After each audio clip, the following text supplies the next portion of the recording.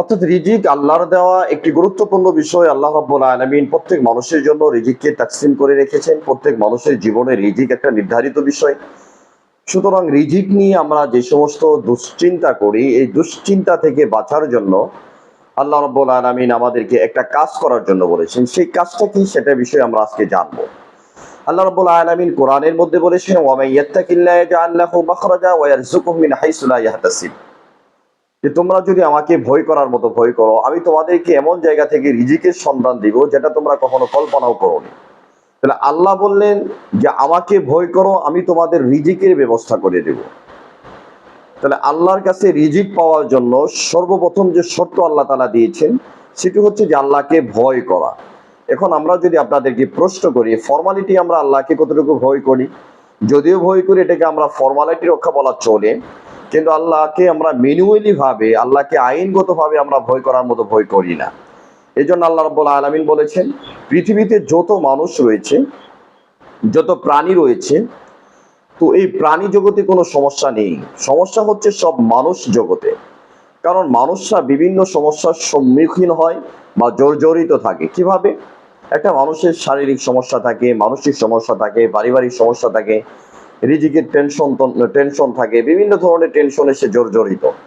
কিন্তু প্রাণী জগৎ সম্পর্কে যদি আমরা একটু রিসার্চ করে দেখি, একটু গবেষণা করে দেখি, প্রাণী জগতের মতো তো তেমন কোনো সমস্যা নেই। গরু বলেন, ছাগল বলেন, মহিষ বলেন, অন্য অন্য প্রাণী জগৎ, তাদের কিন্তু তেমন কোনো সমস্যা নেই। তাহলে মানুষটির এত সমস্যার কারণ কি? তার কারণ একটাই, আমি এটা ব্যক্তিগতভাবে অ্যানালাইসিস করে যেটা পেয়েছি, যে মানুষের সমস্যার কারণ হচ্ছে যে মানুষ স্রষ্টার দেওয়া বিধানকে লঙ্ঘন করে, যার ফলশ্রুতিতে আল্লাহ তাআলা মানুষের ওপর আযাব, গজব, বিভিন্ন ধরনের মুসিবত চাপিয়ে দেন।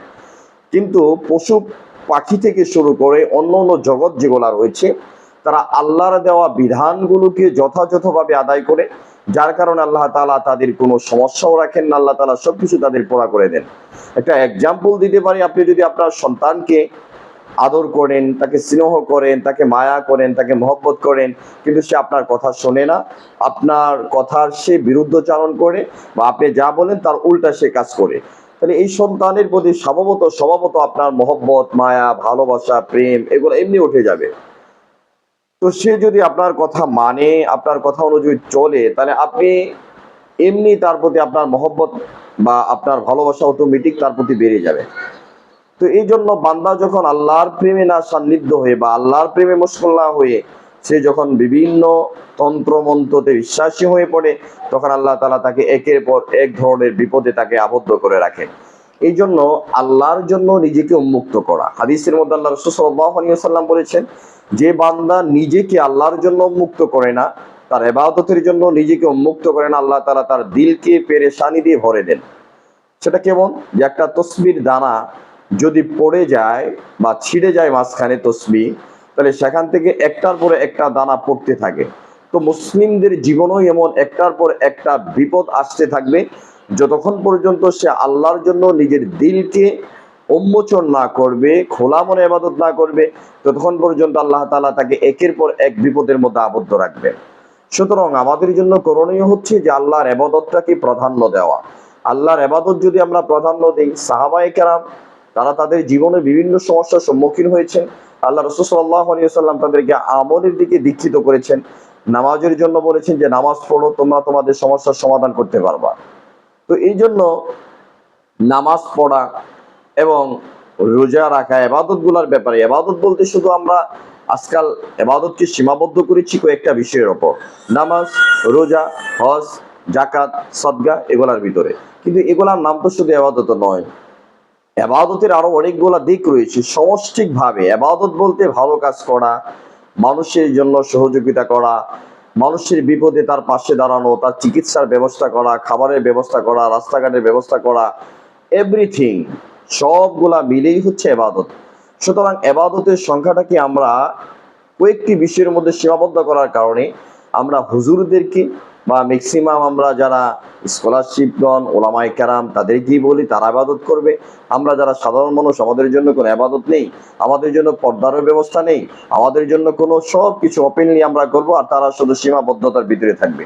ভাই, এটা সীমাবদ্ধতা সবার জন্য। ইসলামী শরীয়ত যে আইন রয়েছে, এটা সবার জন্য মেনে চলা জরুরি।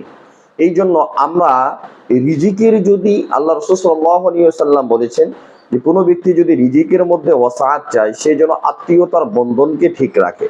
অর্থাৎ আত্মীয়তার বন্ধন ঠিক রাখলে আল্লাহ রাব্বুল আলামিন তার রিজিকের মধ্যে প্রশস্ততা দান করেন। সুতরাং রিজিকের মধ্যে যদি আমরা ওয়াসাআত চাই তাহলে আত্মীয়তার বন্ধনটাকে ঠিক রাখতে হবে।